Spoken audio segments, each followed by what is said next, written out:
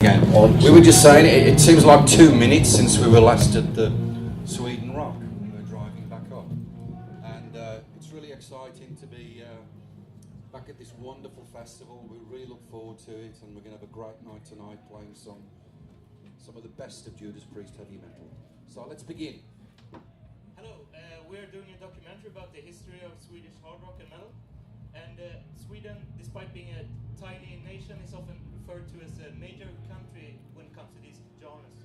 Would you say that this is the case, and how so? Yeah, well, it's the diversity, it's the diversity of these kinds of festivals. You've got every conceivable kind of hard rock and metal, and this has become a very, very significant place. The world is watching when you come to play in Sweden, whether it's the festival or anything else. So all we can say is thank you for making that happen.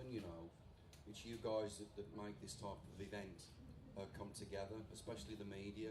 The media is very important to all of the artists that perform at any festivals, but particularly this one.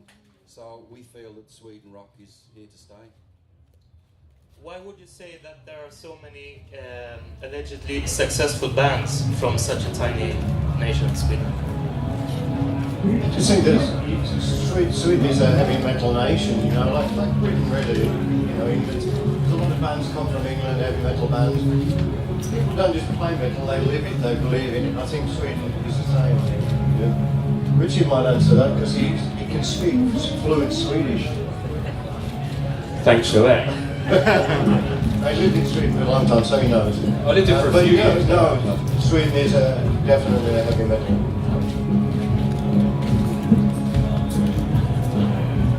Hi, this is Sasha from Croatia.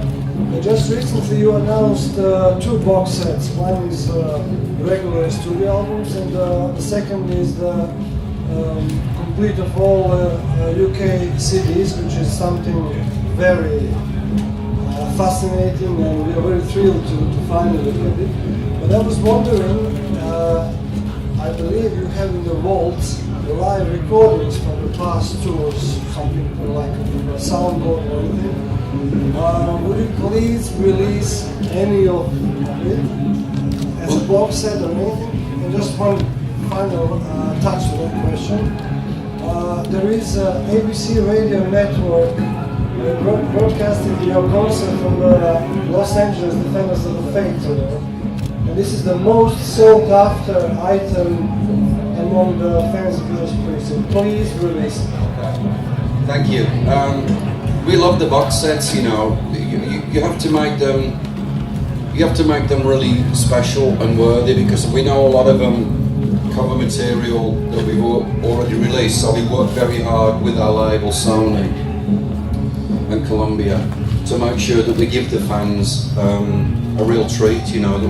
All of these box sets are like collector's items. They're all very important to us. We've got a lot of stuff. You don't let it all go in one go. Eventually things filter through, and in some instances it's difficult sorting out licensing deals and this, that and the other.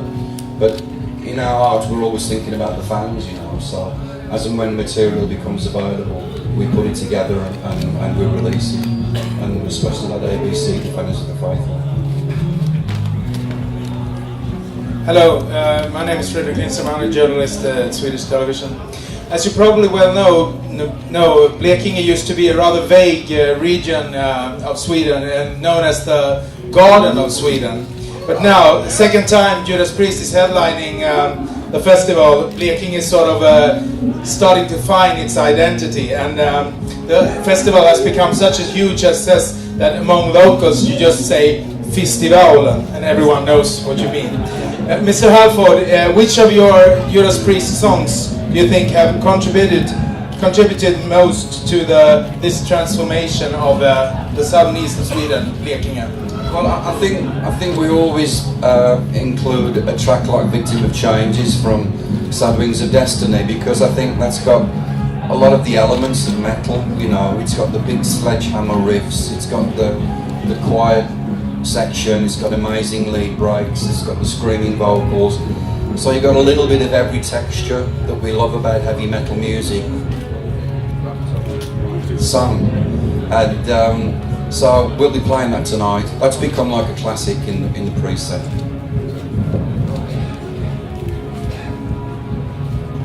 Hi, this is Daniele from Rock Hard Italy.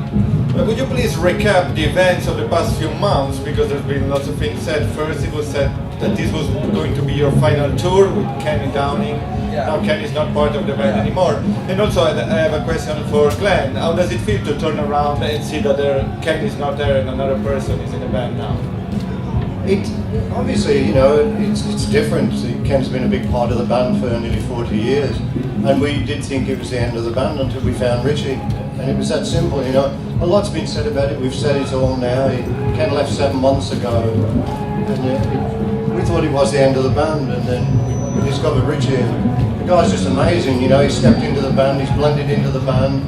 I've said it many times. He captures the essence of the solos, but he does it in his own way, which you'll see tonight. And he had a lot of pressure on his shoulders, and he's just coasting through it, you know. So it's different, but it's you won't be disappointed. You'll enjoy it tonight. Hi, Daniela from Sweden Rock Magazine. It's a question for Richie, actually. You found yourself in a little bit of a difficult or unusual situation where you joined a band that announced like a farewell tour. That's not a usual thing to do. So, what are your thoughts on your immediate future? I mean, if the band is retiring, what do you think that you're going to be doing the next 5 years or so? Can I just say that we don't plan on retiring. This is our last.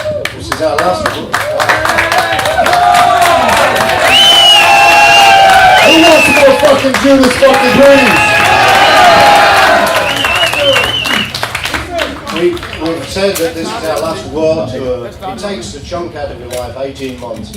We won't be doing any more world tours as such. You know, in many parts of the world it'll be the last time people get a chance to see us. But we're not going to stop. We've got an album in the can now. We will start to write with Richie. There will be more albums, and who knows, there might be a string of dates that we can manage to do. We're just not going to do another major world tour. We've been doing it for 40 years, and it's time to let the younger bands have a chance. So now ask Richie the question, because it's slightly different. Well, that was part of the plan, really, to keep them going. So I heard about the farewell tour first, and when I got the call, I thought, this is my job, you know, I've got to keep the band going. So it seems to be working. So. Great news. Further questions, please.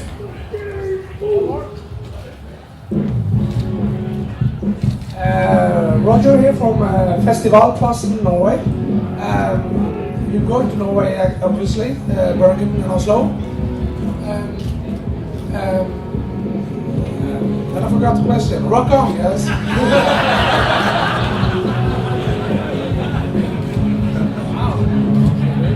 Well, we never heard how exactly you found it. It was like, what, one phone call? Or It was a very mysterious metal underground way of doing it. Obviously, we had to keep this very close to our chests, and it was emotionally and psychologically, it was a very, very difficult time for the band.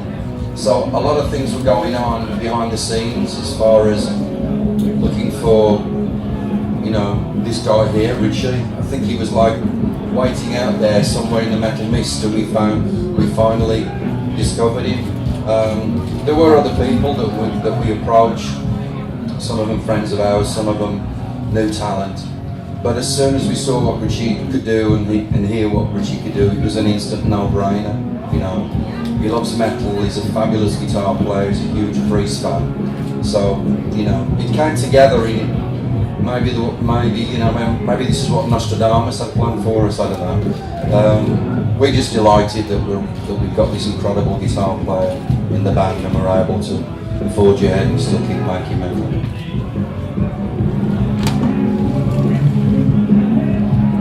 Hey again. Nostradamus was a great record in my opinion, but I wondered if it was a successful record from a commercial point of view. And what should we expect from the next record? If it's going to be something in the same vein, or are you going more to this normal song concept? We've actually started to write. We started to write before Richie joined the band, myself and Rob. So we've written quite a few songs, but we intend to write more now, collaborate as a trio sort of thing. The songs we wrote were Typical Priest, Classic Kick Pedal, Metalizer was one of them, another one which is just a tribute to all our fans, to say a big thank you, and a couple of anthems on there do just that. Our way of saying thank you for the fans that have been with us for all the years. But it'll be a Fast and Furious Priest album, you know, that's what we love, that's what we do, that's what we want to write, to record and perform. So it won't be different, it'll just be typical Priest, but with good songs on there. We always base the importance. Every song has to be good, you know, it has to have a lot of character, otherwise we put it on the shelf. Can I just follow that up by saying that as far as the commercial side of success, obviously that's important to us, but that's something that I don't think anybody in metal really strives for. The great thing about heavy metal in rock and roll is it's still looked upon as a bit of an underdog. It still gets kicked around a bit. We like it that way. You know, once we get accepted, I think things will get fucked up. So we like to be a heavy metal band and do the things that we want to do, that we know our fans want to hear. Musically, we were very satisfied with the way that Nostradamus came out. It was a challenging piece of music to put together, you know, almost 2 hours of the music over 2 years to make it. But it was that concept record that we've told you about that we always wanted to do. And thankfully our manager Bill Kerbishley provided us with the idea. And so we were able to make it. But yeah, commercial is the bad word in metal. Now a question for Richie. If you could tell me, because if I can say so, you've got pretty big shoes to fill in, and I was wondering how do you feel about playing Mr. Downing's parts, and was it hard to learn, and did you learn them before you joined the band, you played them before, or you just learned it right now? Well, in reference to filling KK's shoes, they're big shoes to fill. He's an influence on my playing. You know, I'm a great fan of him and the band and the guitars in general. You know, so but I knew I'm not going to try and, you know, I'm standing where he was, but I'm not taking anything away from anything he ever done. You know what I mean? So I know what I've got to do as a fan, and is now a member of the band. So, and I forgot what else you said. I knew some of them. I knew some of them already. Obviously, as a fan, I knew some 3 songs. I learned them growing up, and there was some which I didn't know. Some of the stuff that's on some of the earlier records that we're doing as part of the set, I had to learn. So, you know, I knew some, and I got to learn some new ones as well. So it was a great experience, really.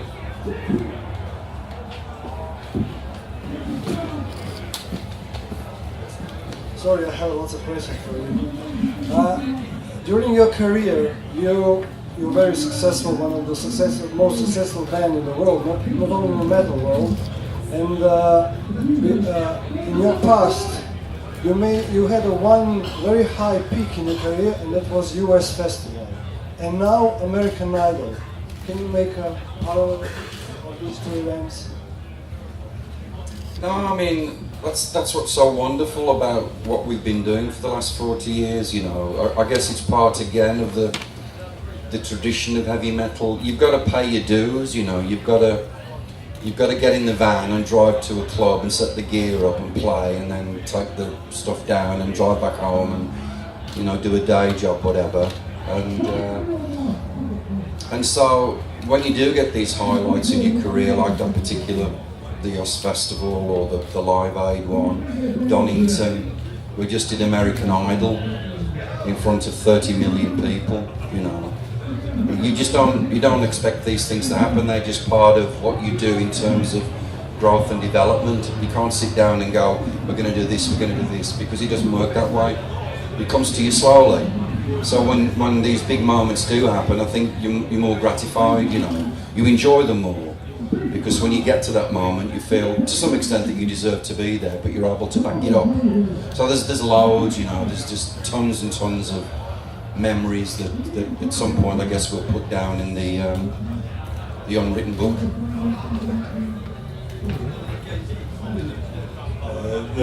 The Defenders of the Faith album is the greatest album in my world. And what are your feelings for that album, and are you gonna play some songs from that album tonight?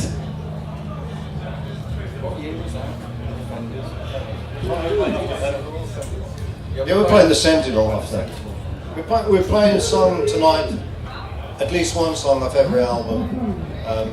Obviously, you know, it's the Farewell Tour, Farewell World Tour, so we really got to put a lot of the old favourites in there. We got a lot of feedback from our webpage. We requested what people really wanted to hear, so we put a set together based upon that, plus playing one song from at least every album. And we're doing stuff that we haven't played before, such as Never Satisfied, Blood Red Skies, Starbreaker. I think we did play that but many years ago, Nightcrawler. So there's a real mixed bag, but our mission really was to play at least one song off each album, each era.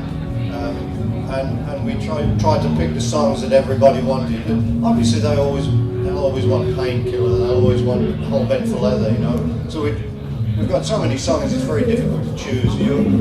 Somebody's always disappointed, but you know, I think we've covered most of them.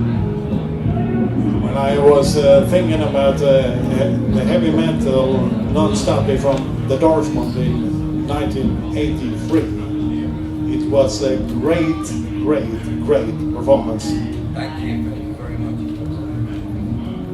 Hi, I'm Lisa from the local newspaper, Kristianstadsbladet. My question to you, this is you're retiring from the world circuit touring.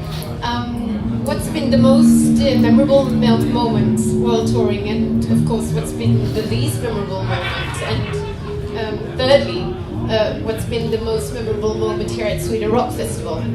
Did you say the least memorable? I can't remember it. I can't remember that. I'll have a go in there. I think Live Aid was, the Oz Festival, Live Aid were two pinnacles, you know. Live Aid particularly is for a great cause, and our mission's always been to fly the flag for heavy metal, you know, wherever it may be, to promote heavy metal, to widen the margins of acceptability for heavy metal so younger bands can step in there. That's always been our mission, and those were two occasions which did that. I was going to say, memorable moments are generally the first time you get to visit a country. You know, it's fresh, new, making new friends, seeing new places, you know, and a lot of those are very memorable over the years.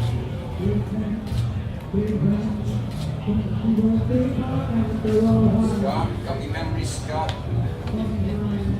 My special memories. Amsterdam 2 nights ago. Actually, Richie just went to Amsterdam for the first time. See how I passed the buck and make him under the bus. But the first time coming to Europe, obviously I'm an American and the only Yankee in the band, and the first time I came to Europe was a big thrill for me because, again, being a longtime heavy metal fan, which I still am to this day, I knew that, you know, especially England with Led Zeppelin, Deep Purple, Judas Priest, the Beatles, for God's sakes, that to me was like, you know, the music capital of the world. And for me to, be able to join a British band was an honor and a thrill, and still is. And to come to Europe for the first time, because I had never been out of my own zip code, you know, I was a fucking hillbilly from Virginia somewhere. So coming to Europe in general and playing things like Sweden rock it's the fucking shit. Rex!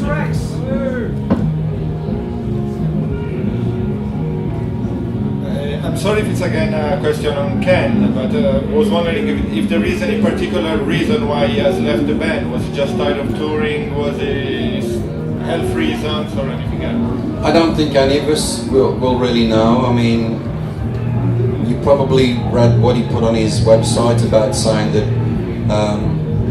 he just felt that if he was to stand on the stage not for the right reasons, then that was the wrong thing to do.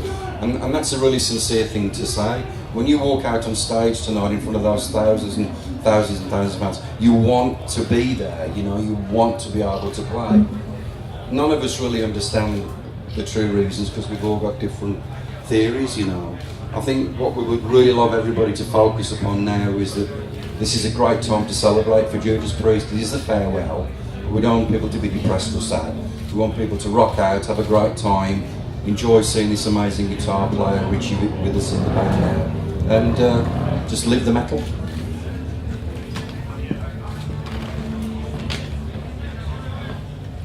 Okay, now something completely different. recently you have released this anniversary edition of British Steel album, and I was wondering, are there going to be any other anniversary editions, something like that? Well, here's the thing, you know, there was a period where we were doing an album every single year. I don't know how we did that. We'd do a world tour, we'd have 2 weeks to catch our breath, and then we'd have to go in the studio and make another album. So, you know, as we were doing the British Steel tour, somebody was saying, you know, Screaming for Vengeance is coming up, that's an anniversary, Painkiller's an anniversary. I think we've just run out of time, you know. We really have run out of time to a certain extent. So that's what's so special about this set list. At least we're trying to do a little bit of everything for everybody. It's not the way we would like it to be. Wish we were all 30 years younger, but then we wouldn't be doing anniversaries, would we? So we'll leave it as it is.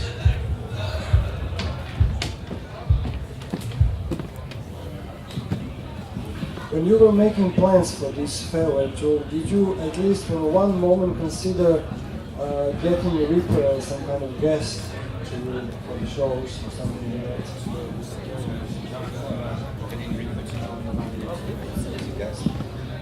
Anything could happen, you know. I mean, that's a nice idea. Maybe it will happen when we do the American dates. Maybe you'll step up on stage and do a song. You know, it's a disciplined show. You know, with not only our performance, but we've got all of these people working behind the scenes to make it run like clockwork. But it's still rock and roll. So, you know, who knows? You have to be there, I guess. Well, it's time for a final question. Okay, now since Ripper was mentioned, I was wondering, how do you feel about singing the songs that you were not participating in while they were created? I mean, because I suppose there are some Ripper songs in the set list now. What we wanted to try and do, and this is no disrespect to Ripper, because he's a great singer, he's a great friend of mine personally, he's a fellow metal singer, is we looked at the list and we really wanted to try and concentrate on all the important classic moments of the band. If we put this song in, we're going to take this song out.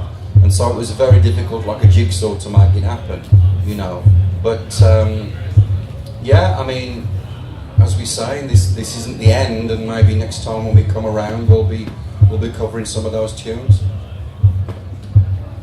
That's it. Thank you very much, Judas Priest.